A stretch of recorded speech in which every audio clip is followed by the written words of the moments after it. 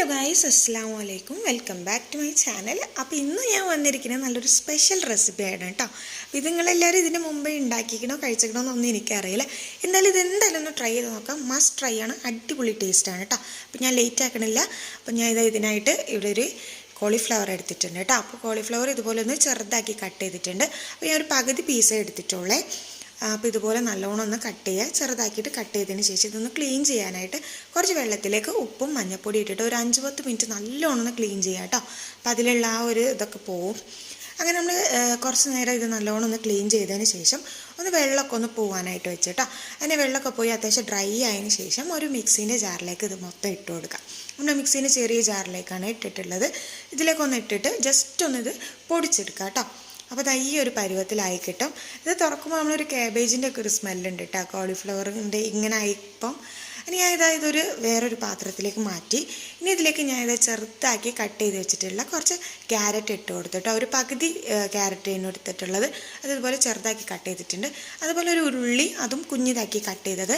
പിന്നെ ഒരു ചെറിയ പീസ് നമ്മൾ ക്യാപ്സിക്കം എടുത്തിട്ട് അതും കുഞ്ഞിതാക്കി കട്ട് ചെയ്ത് അതും കൂടെ അതിലേക്ക് ചേർത്ത് കൊടുത്തു. പിന്നെ ഒരു 2 അല്ലി വെളുത്തുള്ളി അതും കൂടെ ചെറുതായി കട്ട് ചെയ്തിട്ട് ചേർത്ത് കൊടുത്തിട്ടുണ്ട്. പിന്നെ ഒരു 2 പച്ചമുളക് കേട്ടോ.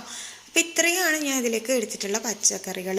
ഇനി ഇതിലേക്ക് നമുക്ക് ആവശ്യത്തിന് കുറച്ച് ഉപ്പും കൂടെ ചേർത്ത് കൊടുക്കണം. ഇനി ഒരു നുള്ളു മഞ്ഞൾപ്പൊടിയും കൂടി ഇട്ടതിന് ശേഷം ഇത് കൈ വെച്ചിട്ട് ആദ്യം തന്നെ നമ്മളൊന്ന് നല്ലോണം ഒന്ന് മിക്സ് ചെയ്യണം. അപ്പോൾ ആ പച്ചക്കറികളെല്ലാം കൂടെ ഒന്ന് മിക്സ് ആവുന്ന രീതിയിൽ ഇതുപോലെ കൈ വെച്ചിട്ട് നല്ലോണം ഇതൊന്ന് മിക്സ് ചെയ്തെടുക്കാം. അപ്പോൾ ഞാൻ കൈ വെച്ച് നല്ലോണം ഇതൊന്ന് മിക്സാക്കി എടുത്തിട്ടുണ്ട് കേട്ടോ. ഇനി ഇതൊന്ന് നമുക്ക് ഉണ്ടാക്കാനായിട്ട് ഒരു ചീനച്ചട്ടിയിലേക്ക് കുറച്ച് വെളിച്ചെണ്ണ ഒഴിക്കാം. അപ്പോൾ വെളിച്ചെണ്ണ ഒന്ന് ചൂടായി വന്നതിന് ശേഷം ഒന്ന് കടുക് പൊട്ടിക്കുക കേട്ടോ.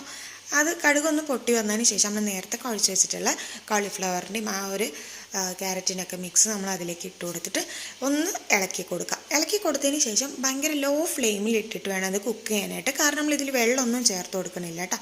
അപ്പോൾ ലോ ഫ്ലെയിമിൽ ഇട്ടിട്ട് ഇതുപോലെ ഒന്ന് മൂടി വെക്കാം. എന്നിട്ട് ഒരു 5-8 മിനിറ്റ് നല്ലോണം ഒന്ന് കുക്ക് ചെയ്യാം കേട്ടോ.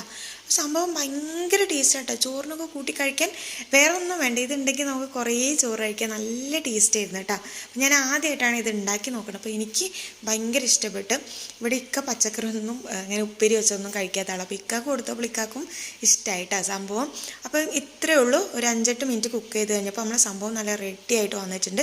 അപ്പോൾ നമ്മളെ കോളിഫ്ലവർ ഉപ്പേരി ഇവിടെ റെഡി ആയിട്ടാണ്. അപ്പോൾ അതിൻ്റെ മേലെ കുറച്ച് മല്ലിയിലയും കൂടി ഇട്ടപ്പോൾ നമ്മൾ കുക്കിംഗ് മൊത്തത്തിൽ കഴിഞ്ഞിട്ടുണ്ട്. അപ്പോൾ ഇത് ഇഷ്ടപ്പെട്ട് കഴിഞ്ഞാൽ നമ്മുടെ ചാനലൊന്ന് നിങ്ങൾ സപ്പോർട്ട് ചെയ്യുക. അതുപോലെ ഒന്ന് സബ്സ്ക്രൈബ് ചെയ്യാനും കൂടി മറക്കരുത് കേട്ടോ. പിന്നെ ലൈക്ക് ചെയ്യണം. പിന്നെ ഇത് എങ്ങനെയുണ്ട് എന്നുള്ളത് ഉണ്ടാക്കി നോക്കണം കേട്ടോ എല്ലാവരും. എന്നിട്ട് എങ്ങനെയുണ്ട് ഇതൊന്ന് കമൻറ്റ് കൂടി ചെയ്യുക. അപ്പോൾ ഇന്നത്തെ വീഡിയോ ഇത്രയേ ഉള്ളൂ. Bye bye.